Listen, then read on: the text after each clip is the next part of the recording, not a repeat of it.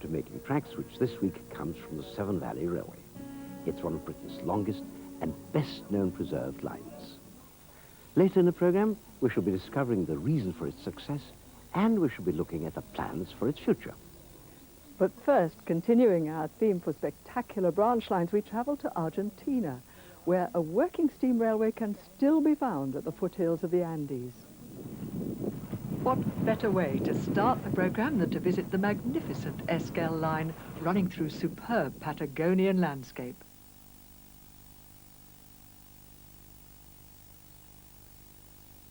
At Esquel Depot in December 1992, 3 locos were in steam, numbers 101, 107 and 114.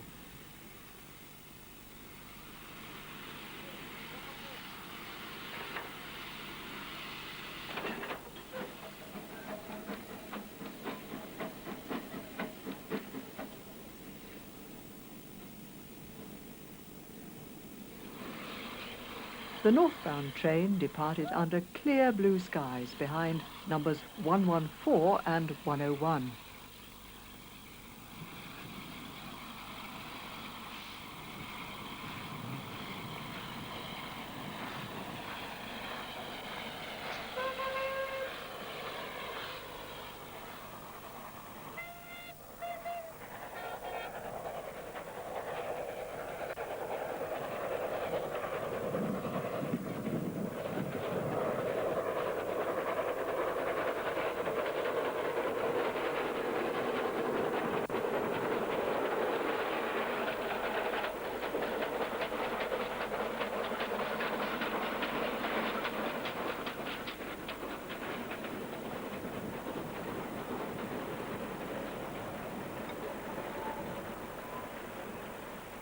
The journey to El Maitan produced an excellent sequence despite the problems encountered with the winds which constantly blow in Patagonia.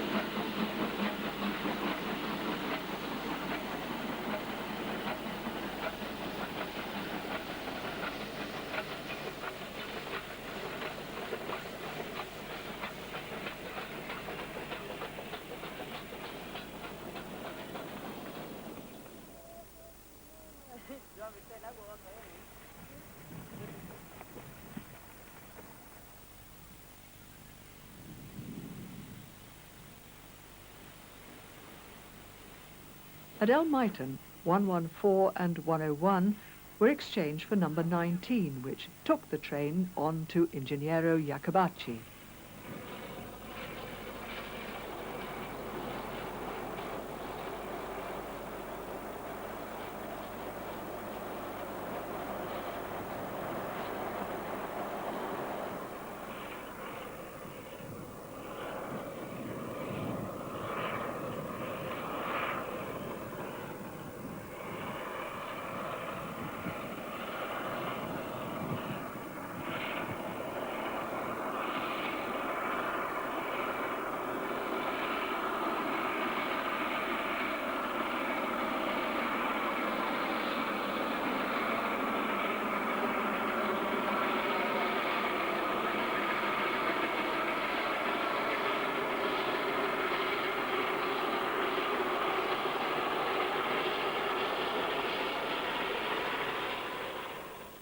Moving back to Elmiton, it was possible for a brief visit to the depot in pleasant evening sunshine.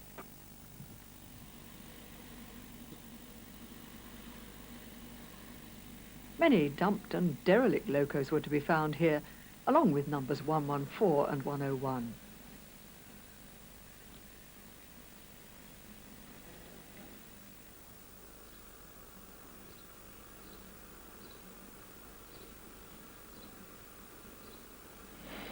Also in steam were numbers 9 and 109, due to take a special train on Sunday the 6th of December 1992. The main works for the Esquel line is located at Elmiton, and a visit was made before the departure of the special train.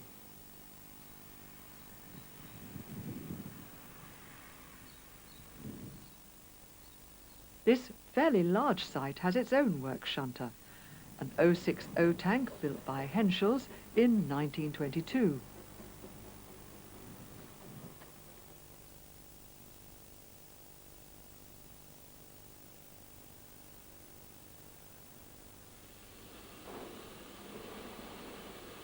The special duly departed over the bridge at Elmiton, which, according to the works plate, was built at Wednesbury in 1890. As the Esquel line wasn't built until 1922, it must have been acquired from elsewhere.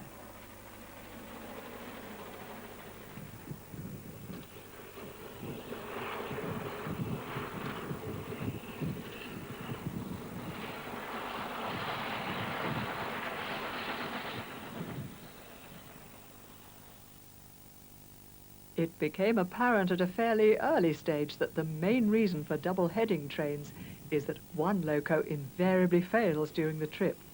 Such is the run-down condition of these machines. This day was no exception, and number 109 was detached due to faulty injectors. Here it was possible to see the difference between the Baldwin locos and their Henschel counterparts, which are numbered from 100 upwards. The Baldwins are distinctive in having outside frames, whereas the Henschel locos adopt the more conventional system of having the frames inside the wheels. The future of the Esquel line is an enigma. There's often news of impending closure, only to be followed by an announcement that the railway will continue to run for some time. In all reality, and taking into account the poor condition of the motive power, together with erratic and unpredictable services, the most likely outcome is ultimate closure. One can only hope that the line will survive long enough for more people to visit and experience this superb railway.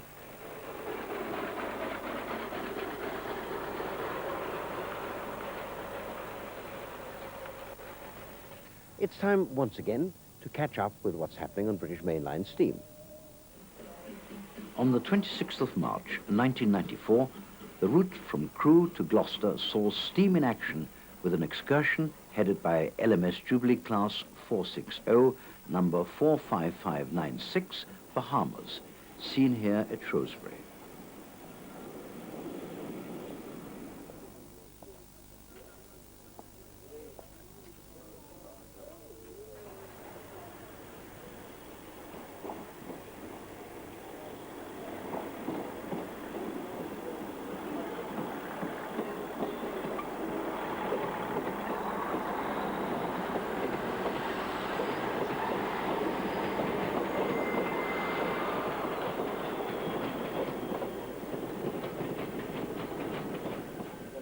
One of only 3 of the class to be fitted with a double chimney, Bahamas was for many years one of the main attractions at the Dinting Railway Centre. She eventually found a base at the Keighley and Worth Valley Railway when the evicted Dinting Railway Society moved its operation there. Introduced in 1934, the Jubilee class was a Stannard development of the earlier 3-cylinder Patriot locomotives.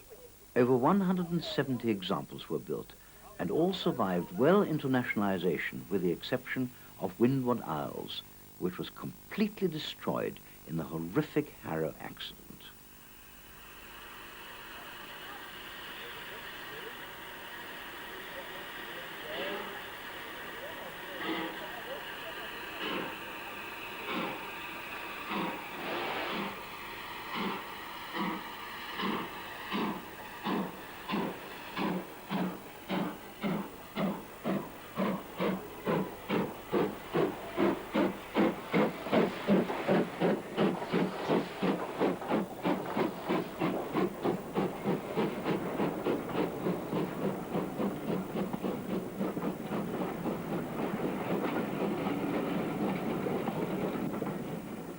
There's no mistaking a three-cylinder locomotive with its distinctive 6 exhaust beats for 1 revolution of the driving wheels, as opposed to 4 exhausts per revolution with the more conventional 2-cylinder machines.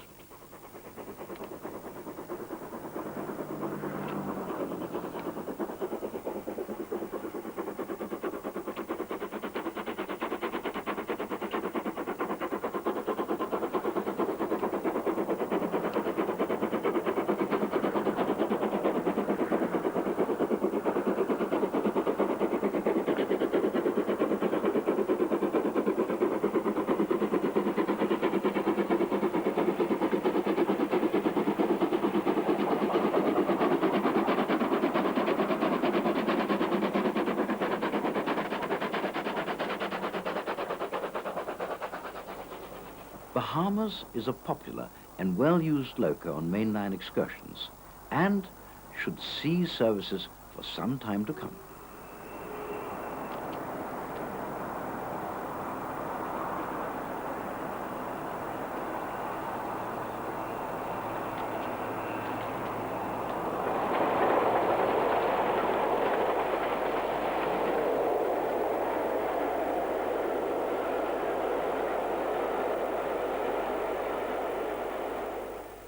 Back in the early 70s, a group of enthusiasts came together to preserve part of the secondary line linking Kidderminster with Shrewsbury. Well, they were successful in their attempts, and over the next 2 decades, the Severn Valley Railway grew in strength to become Britain's premier preserved line. Many factors contributed to its success, one of which was its centrally located position, providing easy access for visitors and enthusiasts.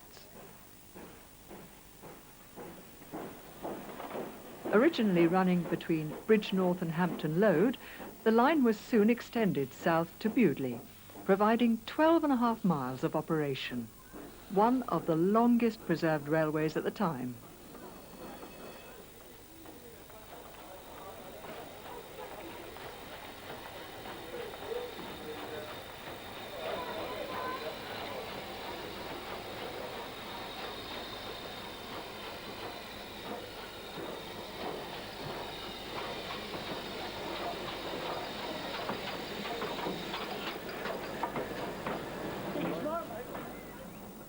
Much of the route runs through pleasant and interesting scenery along the banks of the River Severn. And there's some good gradients allowing locos to be put through their paces.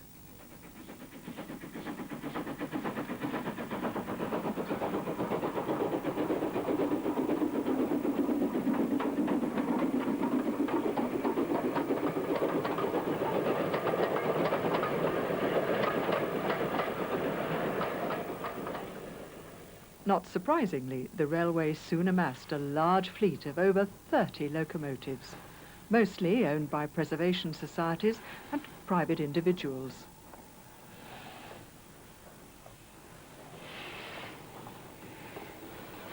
This in turn attracted a large number of volunteers working in conjunction with a small permanent workforce. And the railway soon gained an enviable reputation for maintenance and restoration of locos and rolling stock. The railway has 2 locomotive depots, the largest being at Bridgnorth, which also houses the main workshops.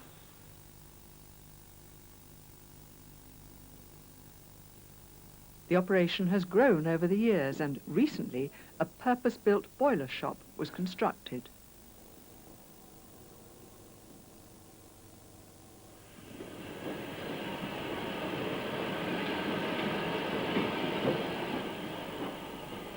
Locos and rolling stock are just one element in the success of the railway.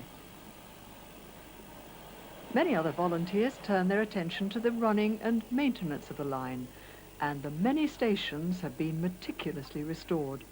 The gardens providing a wealth of colour in spring and summer.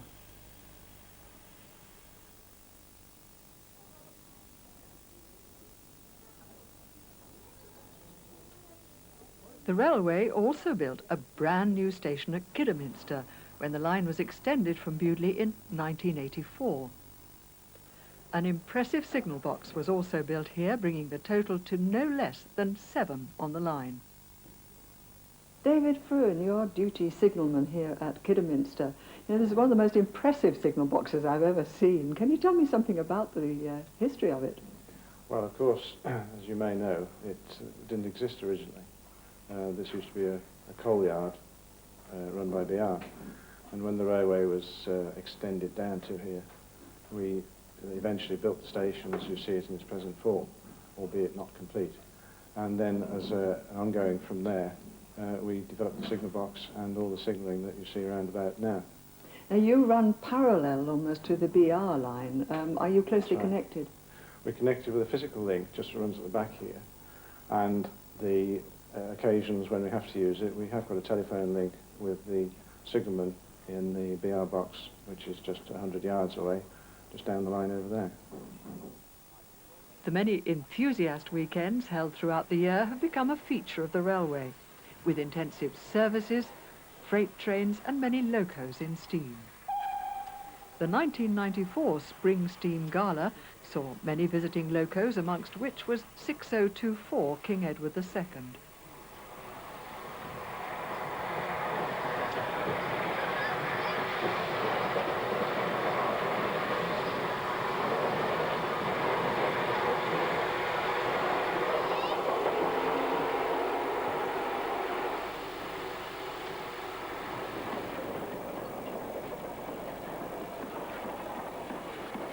Also seen was Bahamas, and standard tank number 80080 helping out the Seven Valleys' own loco of the same class, number 80079.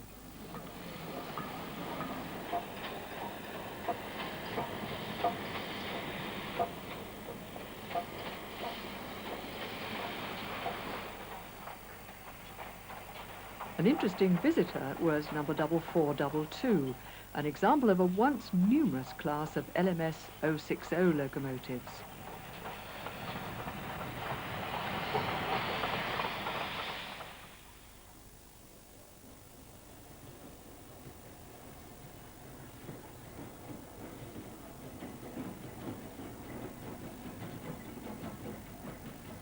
The title of Britain's premier steam railway has been challenged recently by other lines.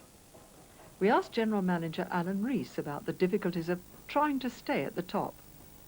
The biggest single problem of any railway is to be yourself, because by the very nature of the equipment we're using, it's all obsolete, it's all life expired, and of course it's very expensive pastime to keep it going, and that applies to the track, the bridges, the whole infrastructure of the railway, the locomotives, the coaches and everything. Everything we're using is life expired and requires a huge amount of money spent on it to keep it serviceable and safe. You have a reputation. This is this first-class reputation you have got, this railway has got. But to what do you attribute that reputation? Again, I think it's a many-faceted thing.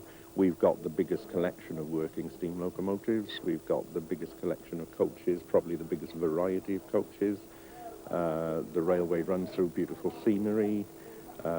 It's very authentic historically. The signalling and so on is all authentic. And I think it's a complete scene. The railway is a complete microcosm, perhaps, of 40 years ago. Whatever the future holds, the Seven Valleys' greatest achievement is to have set the high standards for other railways to follow, and has undoubtedly played a major role in the success of railway preservation in Britain.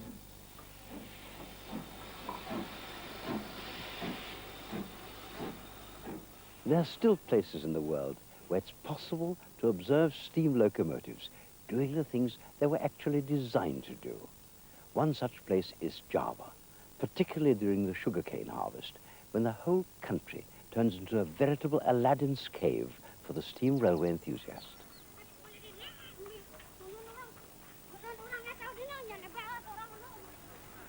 The island of Java has a huge population.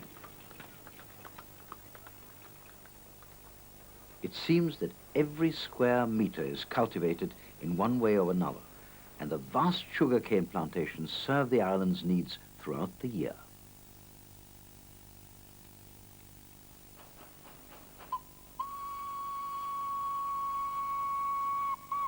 During August, the harvesting season is in full swing, And that's when the country comes alive with steam locomotives working the cane fields and around the mills.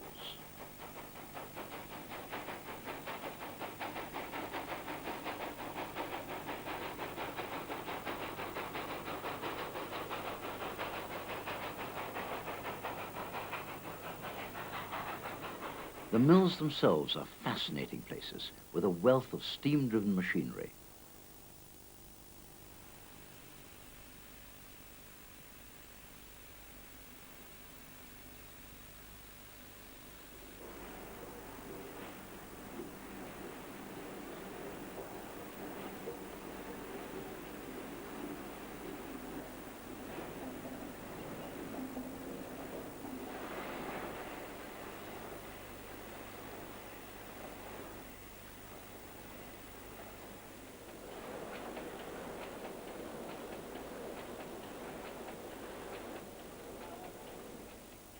A vast fleet of industrial locos work at over 40 mills on the island.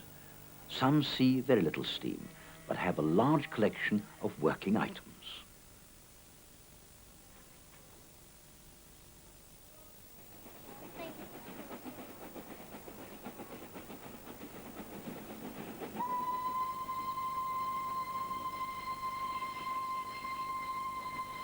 One problem facing the enthusiast is that the vast majority of loaded trains to the mills run at night.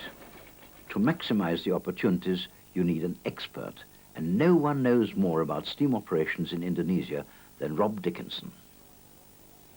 What did you find so fascinating about this steam operation up there? Well, basically, I've always enjoyed the narrow gauge. I think everybody enjoys the narrow gauge in Britain as something slightly different from the main line. But the real attraction was the fact that these locos were built 50, 60, 70, 80 years ago even, and they were still doing exactly the same work that they were built to do originally. When you say narrow gauge, what do you mean by narrow gauge? Everything less than a metre. They've got 600 millimetre, 700 millimetre, 750, 900 millimetre, even amazingly 670 and 720 millimetre systems. It's unbelievable. So what's the main type of locomotive found out there? Well, most of the locomotives were built by Orenstein and Koppel in Berlin, and most of them are 080 tank and tender locomotives. They look like ordinary locomotives, but in actual fact, they've got a special articulation system which allows them to go around corners. This is what's loosely called Klein-Lintner or hollow axle systems. And from the outside, you wouldn't be able to see very much, but when they're dismantled, you can clearly see how they work. Again, they've got Orenstein and Koppel's patent Luthermuller system. These are 010s. From the outside, they look like 262s. But the end axles are geared, and so when all the wheels spin, you can see this clearly. They are, in actual fact, coupled up inside. What more unusual locos do you have out there? Well, you had to pick one out of the whole of Java. You'd undoubtedly go for the loco at Regisari. It's a jackshaft loco, and those people who've ever seen a rack railway, it looks just like a rack engine. The only difference is it doesn't actually have a rack. So as the loco moves along, you can see this gear wheel whizzing round, and the loco just proceeds along the tracks. It rides beautifully smoothly.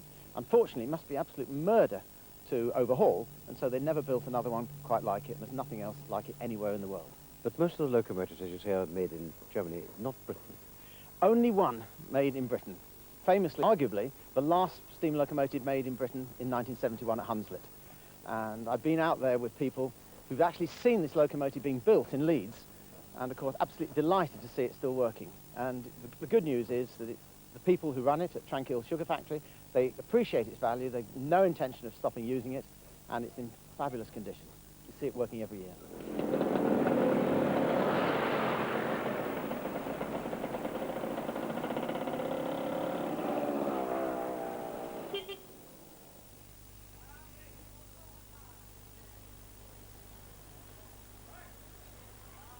The good news about Java is that the demise of steam still seems a long time away.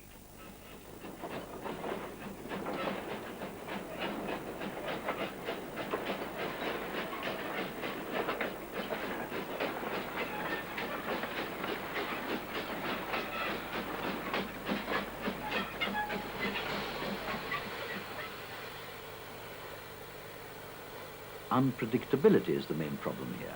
One year, a particular mill will be alive with steam, only to find little or no activity the next.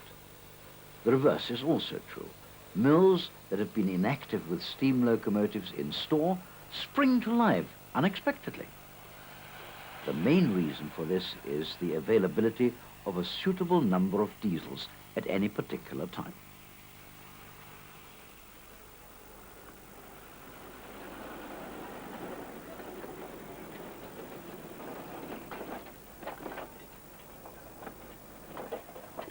The main attraction is to see industrial steam locos performing the same duties that they've been doing for many years, a very rare occurrence in these days.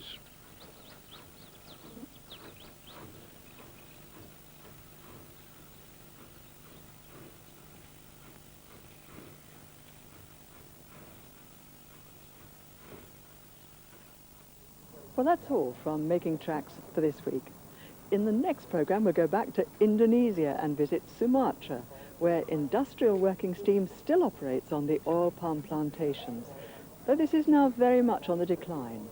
And to conclude our look at unusual and spectacular branch lines, we'll revisit South Africa for the Maclear branch, which runs through 171 miles of the foothills of the Drakensberg Mountains.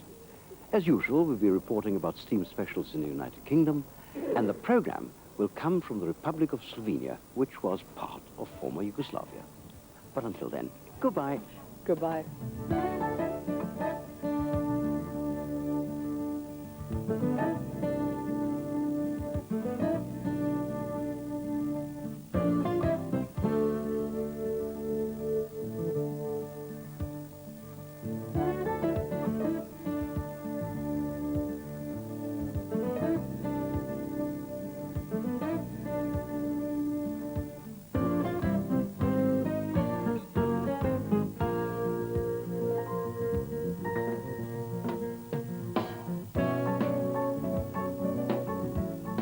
And Making Tracks is back on Monday at the later time of 1:45 on BBC Two.